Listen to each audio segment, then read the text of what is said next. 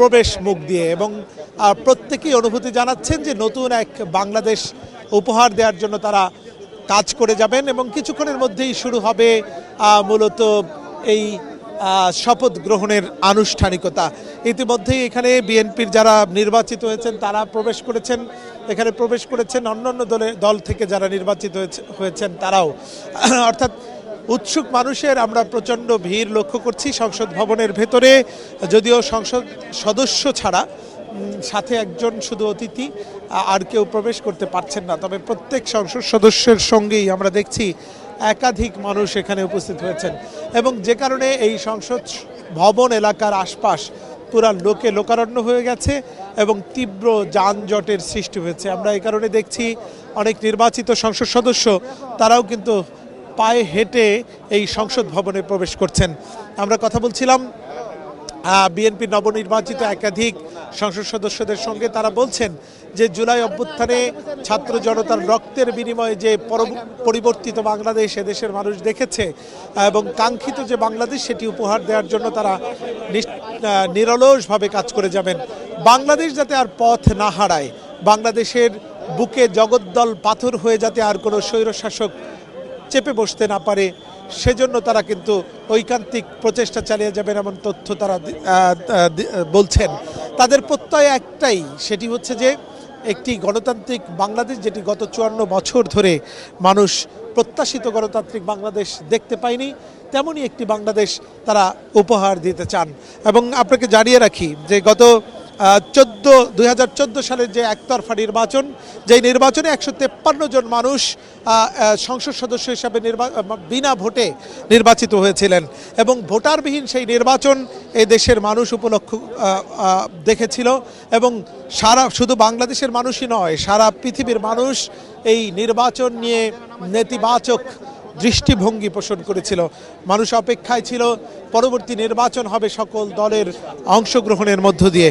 কিন্তু 18 সালের নির্বাচনে বিএনপি সেই নির্বাচনে অংশগ্রহণ করলেও দেশের মানুষ দেখেছিল দিনের ভোট রাতে কিভাবে অনুষ্ঠিত হয়, এবং দিনের ভোট রাতে অনুষ্ঠানের মধ্য দিয়ে আরেকটি সংসদ যদিও গঠন হয়েছিল, কিন্তু সেই নির্বাচনে সাধারণ মানুষ কিন্তু অংশগ্রহণ করেনি, মানুষ ভোট দেয়নি, এবং একটি একতরফা নির্বাচন আবারও দেখলো পুরো জাতি। যে কারণে বারবার হোঁচট খেয়েছে দেশের গণতন্ত্র, বারবার মুখ থুবড়ে পড়েছে জাতীয় সংসদের এই কার্যক্রম। আমরা গৃহপালিত বিরোধী দল লক্ষ্য করেছি, এবং তারপরে কিন্তু একের পর এক আমরা একজন কুমিল্লা 10 আসনের সংসদ সদস্য, আমরা একটু কথা বলতে চাই। অবাধ, সুষ্ঠু এবং নিরপেক্ষ একটি নির্বাচনের মধ্য দিয়ে আপনারা নির্বাচিত হলেন। এর আগে 3টি নির্বাচন আমরা দেখেছি, সেখানে কারচুপি, ভোট জালিয়াতি, কেন্দ্র দখল, ভোটারবিহীন নির্বাচন, রাতের নির্বাচন, কিন্তু দীর্ঘদিন পরে হলেও একটি গণতান্ত্রিক সত্যিকারের নির্বাচন জাতি দেখেছে। আপনার অনুভূতি কি? বিসমিল্লাহির রহমানির রহিম। আপনার এই জনপ্রিয় টিভি চ্যানেল বাংলা ভিশনের মাধ্যমে প্রথমে মহান রবের প্রতি শুকরিয়া জ্ঞাপন করছি, যিনি বিগত 17 বছর ভোটের অধিকারের আন্দোলন এবং মানুষের মৌলিক অধিকারের আন্দোলনে আমাদের সহায় হয়েছেন। পাশাপাশি কৃতজ্ঞতা জানাই এদেশের গণতান্ত্রিক আন্দোলনের সকল শহীদদের প্রতি। অনেক তিক্ত অভিজ্ঞতা এবং অনেক ত্যাগের বিনিময়ে আমাদের আজকের এই ভোটাধিকার প্রয়োগের মাধ্যমে যে নির্বাচন হয়েছে, সেই নির্বাচনে এদেশের জনগণ তাদের ভোট প্রয়োগ করেছে, যার ফলশ্রুতিতে আজকের এই গণতান্ত্রিক পরিবেশে আমরা মহান জাতীয় সংসদে আজকে জনগণের প্রতিনিধিত্ব করার সুযোগ হয়েছে। আপনাকে ধন্যবাদ জানাচ্ছি, এবং পাশাপাশি আমার নির্বাচনী এলাকা কুমিল্লা 10 তথা নাঙ্গলকোট লালমাইয়ের জনগণকে ধন্যবাদ জানাচ্ছি, যাদের ভোটের বিনিময়ে আজকে আমি এই মহান জাতীয় সংসদে তাদের প্রতিনিধিত্ব করার সুযোগ পেয়েছি। ধন্যবাদ। আসসালামু আলাইকুম। অনেক ধন্যবাদ। আমরা কথা বলছিলাম কুমিল্লা 10 আসনের সংসদ সদস্য, নবনির্বাচিত সংসদ সদস্যের সঙ্গে। আমরা একটু দেখতে চাই এখনো কিন্তু অনেক সংসদ সদস্য প্রবেশ করছেন, তীব্র যানজট যেহেতু সৃষ্টি হয়েছে, যে কারণে কিন্তু তাদের ঢুকতে বেগ পেতে হচ্ছে। এই সংসদ ভবনের প্রবেশ মুখ, যেটি 6 নম্বর গেট যেটিকে বলে, সেই গেট দিয়ে একে একে এখনো প্রবেশ করছেন সংসদ সদস্যরা। কিছুক্ষণের মধ্যে এই শপথ গ্রহণের আনুষ্ঠানিকতা শুরু হবে। আমরা দেখেছি যে এই শপথ গ্রহণের জন্য অতীতে কখনোই কিন্তু জাতীয় সংসদের দক্ষিণ প্লাজাকে কখনোই সংসদেই এখানেই মূলত শপথ গ্রহণ করবেন মন্ত্রিসভার সদস্যরা। কারা হতে যাচ্ছেন নতুন মন্ত্রিসভার সদস্য সেটি স্পষ্টভাবে এখনো জানা না গেলেও তবে ধারণা করা যাচ্ছে কারা কারা মন্ত্রিসভায় স্থান পেতে যাচ্ছেন। সব মিলিয়ে আমরা দেখতে পাচ্ছি এই এলাকায় কিন্তু গাড়ির যানজট যেমন লেগেছে, একই সঙ্গে সাধারণ মানুষের, উৎসুক মানুষের প্রচণ্ড ভিড় আমরা লক্ষ্য করছি। অর্থাৎ একজন সংসদ সদস্য, তিনি তার সঙ্গে ওনার কর্মী সমর্থক এবং একাধিক মানুষ তারা কিন্তু এসছে। আমরা একটু এখানে যারা এসেছেন তাদের সঙ্গে একটু কথা বলতে চাই। আপনারা কোথা থেকে এসেছেন একটু যদি বলেন। আমরা ফরিদপুর থেকে এসেছি। কোন সংসদ সদস্যের সঙ্গে এসেছেন? আমরা সদরে আমাদের চৌধুরী নায়েব ইউসুফ আছে, আর সাইডের শহীদুল ইসলাম বাবুল। কেমন দিন পরে বিএনপি সরকার গঠন করতে যাচ্ছে?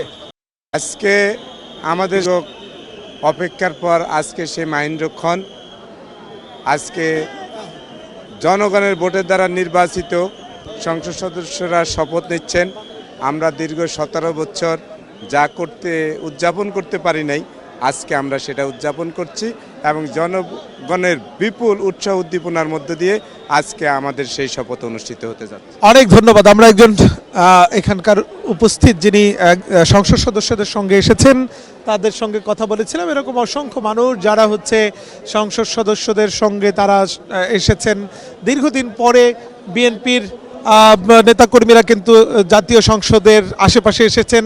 17 বছরের স্বৈর শাসনের অবসানের পর মূলত একটি নতুন বাংলাদেশের একটি দৃশ্য দেখতে পাচ্ছে দেশের মানুষ।